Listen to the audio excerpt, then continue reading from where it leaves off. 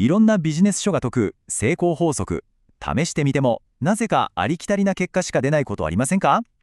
実はそれ、常識を覆すような成果を出す人たちが全く違うプレイブック、つまり戦い方を持っているからなんです。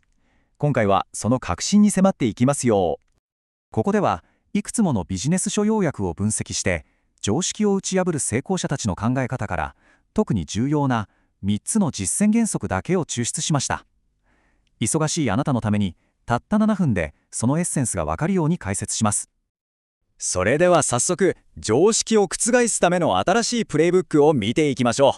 う。まずは戦う場所そのものを変えるという視点から、次にそれを実現するための狂気的な集中力、そして成功し続けるための独自の仕組み作りへと進んでいきます。最後には明日からすぐに試せる具体的な一歩もご紹介しますね。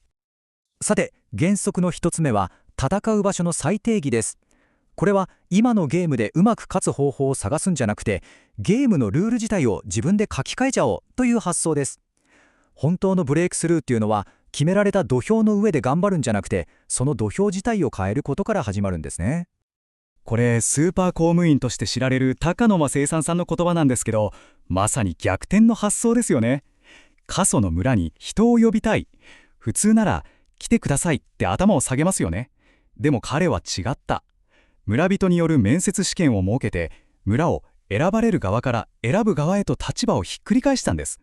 その結果どうなったか。人々が殺到する特別な場所になった。これこそがゲームを変える力です。要するに視点をガラッと変えるのが鍵なんです。常識的なアプローチが問題に対して一生懸命やることなら、ここで紹介する原則は問題そのものを変えること。害虫と戦うんじゃなくて、そもそも害虫が寄りつかないような土壌を作ってしまう。人に来てくださいとお願いするんじゃなくて、人が行きたいと強く思うような状況をデザインする。この根本的な違いが決定的な差を生むわけです。この価値の再定義っていう考え方は、いろんなビジネス書要約に出てくる成功者たちに共通しています。例えば横石千主さんは、誰も価値がないと思っていた葉っぱを料亭の飾りという新しい価値に変えて、お年寄りの村に巨大な産業を作りました。木村明則さんはリンゴの害虫駆除をやめて、土作りというもっと根本的な問題に焦点を移した。そして高野千々さんは、ただのお米をローマ法王に献上されたお米という物語でブランディングして価値を爆発的に高めたんです。この価値の再定義がもたらすインパクトって本当に絶大です。さっきの葉っぱビジネスでは、なんと平均年齢70歳は方々の中から年収1000万円を超える人が現れたんです。戦う場所を変えるだけで、これほど強力な経済的価値が生まれるんですね。さて、原則の2つ目は狂気的な集中力です。これは一度決めた目標に対して、周りがそんなの無理だよと笑うような状況でも、ただひたすら行動を繰り返して現実の方をねじ曲げてしまうような力のことです。ミシュラン三つ星料理人奥田徹さんのこの言葉は、才能じゃなくて繰り返すことの力を物語っていますよね。彼は自分が不器用なことを嘆くんじゃなくて、ただひたすらできるまで繰り返した。これこそが凡人を達人のレベルにまで引き上げる絶対的な献身の精神なんです。しかもこの集中力って数ヶ月とかそういう短い話じゃないんです。奇跡のリンゴで知られる木村明信さんの壮絶な道のりがそれを証明しています。6年間収穫はゼロ。周りからは孤立して絶望のどん底にいた。でもそれでも諦めなかった。7年目に山の中で自然の摂理に気づいて挑戦を続けるんです。最初の収穫まで実に10年。これこそが現実を変える狂気的な集中力なんですね。もっと噛み砕いて言うと、狂気的な集中力っていうのは、失敗とか批判を単なるデータと捉えて行動を繰り返すことで、やりたいという願望をやり遂げたという事実に変える力です。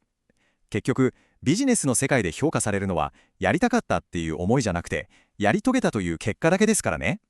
そして最後の原則が独自の仕組みを築くことです。持続的な成功っていうのは運とか才能の産物じゃなくて、再現性のある勝利の方程式、つまり優れたシステムを設計することから生まれるんだという考え方です。仙台育英高校を日本一に導いた須江監督のこの言葉は、システムの重要性を見事に表しています。彼にとって日本一という結果はゴールじゃない、あくまで手段なんです。本当の目標はデータ分析とか選手育成といった成果を出すための道筋、つまりシステム自体を完成させることだった。優れたシステムさえあれば勝利は後からついてくるということですね。このシステム思考はどんな分野にも応用できます。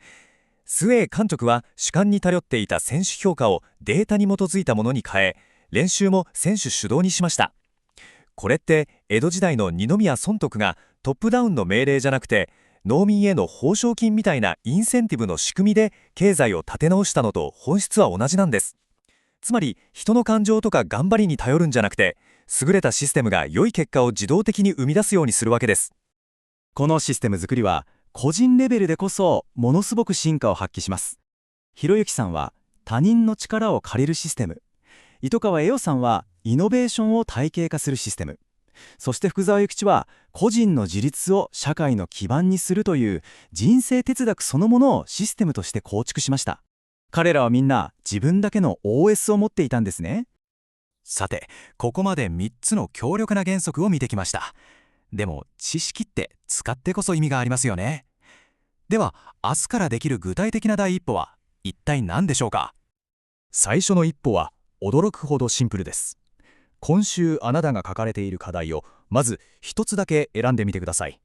そしてどうすれば勝てるかと考える代わりに、たった一度でいいのでこう自分に問いかけてみるんです。